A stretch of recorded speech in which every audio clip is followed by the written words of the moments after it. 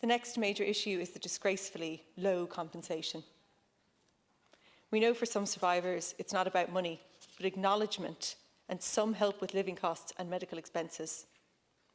All the UN bodies have called for proper compensation.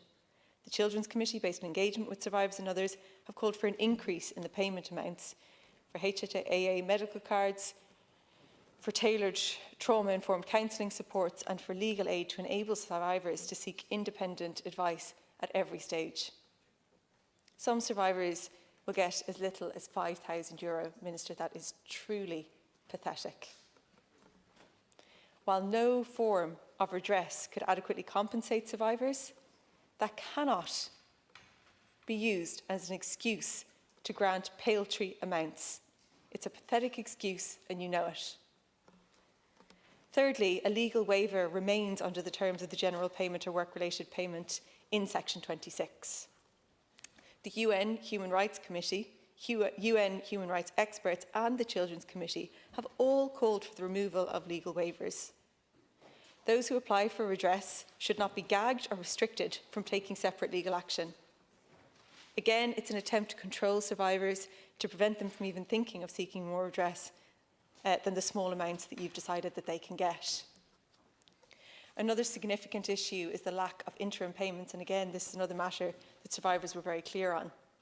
The Oak report states, most commonly held view in relation to financial recognition was that an immediate, interim, ex gratia common experience payment should be paid as urgently as possible.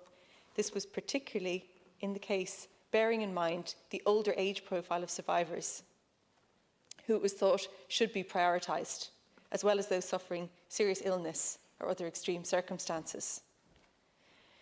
Not only was an interim payment system the obvious and right thing to do, you've had this report since May last year. So for 17 months, you've done nothing on that vital issue. Unfortunately, I have to say that the cold reality is some people have already passed away and never received any form of compensation due to this inaction. Finally, there is the matter of accountability.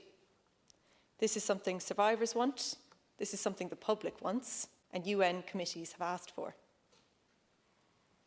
Why are the church and pharmaceutical companies not being held accountable? The Minister is apparently in negotiations with religious orders to contribute to the cost of redress. This should not be a subject for negotiations. From the government perspective, you should be seizing assets.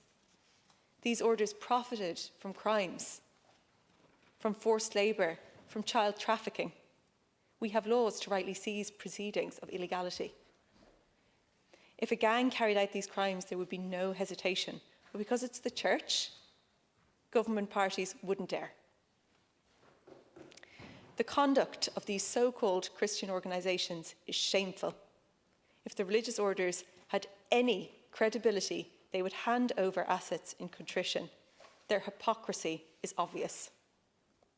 And the government is making no effort to hold pharmaceutical companies accountable either.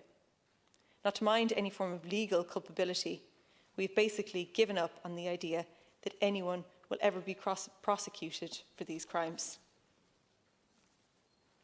It's clear from its conception this scheme was not designed with the preferences of survivors or human rights standards in mind. It was shaped by financial concerns and the government's philosophy of doing just enough to look good, just enough for the headlines. This bill intentionally excludes over 20,000 survivors. It willfully ignores human rights violations and crimes, and it ignores the Minister's own consultation and numerous UN human rights bodies. It is frankly disgraceful and insulting. It's another stain on how Ireland has treated a group of people who have suffered countless abuses, people who have suffered enough. And you know it, and your colleagues know it. It is clear from the number of government speaking slots that no one turns up to speak for. While many were eager to speak on the eviction ban and the energy bill, where are they today? Just one, who criticised a lot of the bill. Last week, none. They know this is a hollow, offensive scheme, but will they vote for it? I'm calling for a vote of conscience on this controversial bill.